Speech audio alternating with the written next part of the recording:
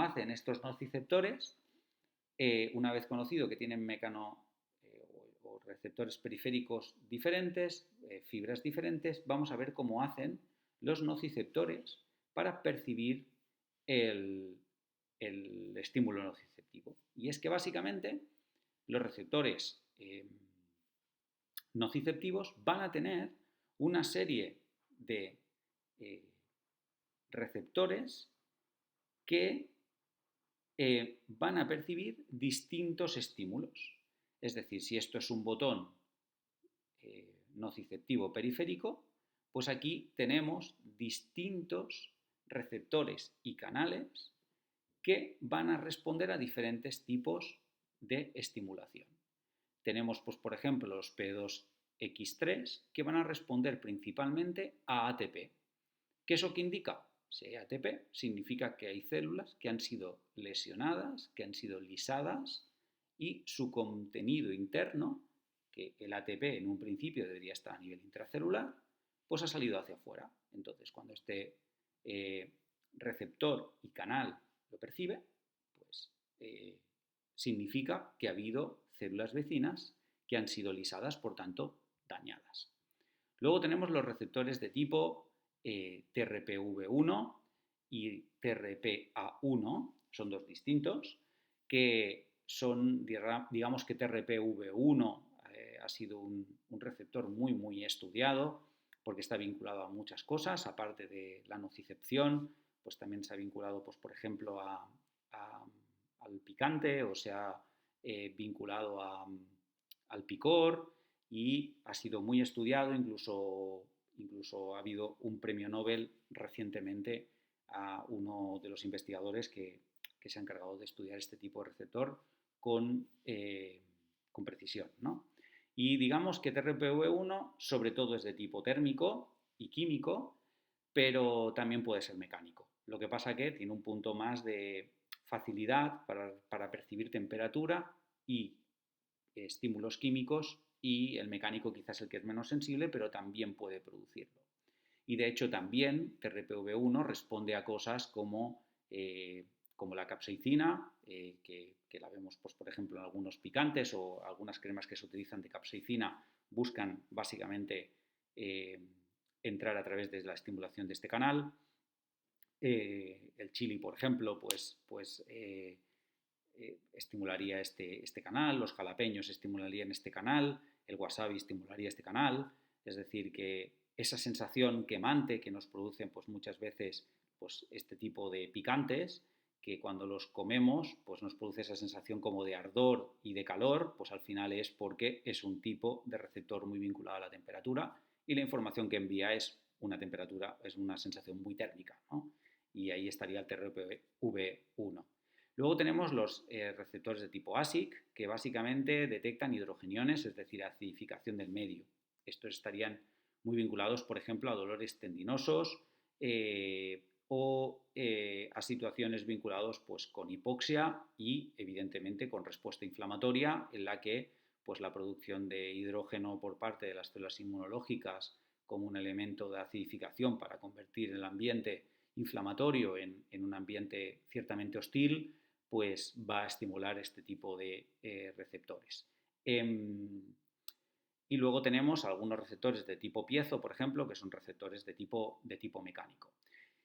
Y estos son, digamos que, los más relevantes, los que tienen más peso y los que son directos. Luego hay otros tipos de receptores que son más, se le consideran también de tipo nociceptivo, pero a veces o es porque son indirectos o porque necesitan cambios en el medio para convertirse en nociceptores, pero en condiciones basales no son nociceptores directamente, ¿no? Esto, pues, por ejemplo, aquí hay otro tipo, ¿no? Pues, por ejemplo, el TRPV4 es un tipo de receptor que está muy vinculado, por ejemplo, al dolor visceral, y, por ejemplo, pues se encuentra mucho en los queratinocitos, ¿no? Pero no es un receptor directamente nociceptivo como son los que veíamos en la diapositiva anterior, pero actúan en algún momento como nociceptor, y por tanto pues se les mete dentro del mismo paquete y se les considera dentro de esto, ¿no? O, por ejemplo, el TRPM8, que es un tipo de receptor que percibe todas las formas de frío y percibe fríos muy suaves, 25-28 grados ya generaría estimulación de TRPM8 y que en condiciones normales no es de tipo nociceptivo, pero cuando tenemos un proceso de inflamación o de dolor central o de dolor neuropático, pasa a ser de tipo nociceptivo o cambia su función. Pasa que cambia su función de formas un poco distintas, ¿no? Pues por ejemplo, cuando existe inflamación, TRPM8 actuaría como una contrapartida de TRPV1. Entonces, TRPV1 reacciona ante la temperatura y, por tanto, cuando hay una inflamación hay un incremento de la temperatura en el tejido y ese mismo incremento de la temperatura actuaría sobre TRPV1. Entonces, la propia temperatura de la propia inflamación estimula los receptores del dolor. Por eso el dolor inflamatorio duele cuando la persona está parada, ¿no? Y cuando está parada cierto tiempo, sin necesidad de esperar tampoco mucho rato. ¿Por qué? Pues porque la propia acumulación de sangre en la zona y el aumento de la temperatura estimula uno de los receptores que se tornan más sensibles cuando hay un proceso inflamatorio y cuando hay un proceso de sensibilización que luego veremos. ¿Qué pasa? TRPM8 se hace una contrapartida de TRPV1. Entonces, si por ejemplo ponemos frío, el frío lo que va a hacer por un lado es bajar la temperatura del tejido. Al bajar la temperatura del tejido ya estimularemos menos TRPV1 y además estimularemos TRPM8, que es una contrapartida de TRPV1. Por tanto, el dolor mengua. Se genera un efecto analgésico y TRPM8 participa con un efecto analgesia al frío. Por eso el frío, en esas situaciones, puede ayudar a que la persona sienta mayor percepción de analgesia. Pero si, por ejemplo, en un proceso inflamatorio, el TRPM8 también responde al mentol y aquellas estimulantes que generan esa sensación de frío, que es un poco lo que hace el mentol, que por eso muchas cremas llevan mentol, ¿no? Porque lo que busca es estimular este TRPM8 que da esa sensación de frescor, de frescura. Pues bien, sin necesidad de poner hielo en un proceso inflamatorio, si ponemos una crema que tenga mentol, va a estimular TRPM8 y puede generar una sensación de alivio en el dolor simplemente porque silenciamos TRPV1 y por tanto esa temperatura que está estimulando a TRPV1 no se sentiría tanto en cuanto a información aferente que llega hacia el cerebro.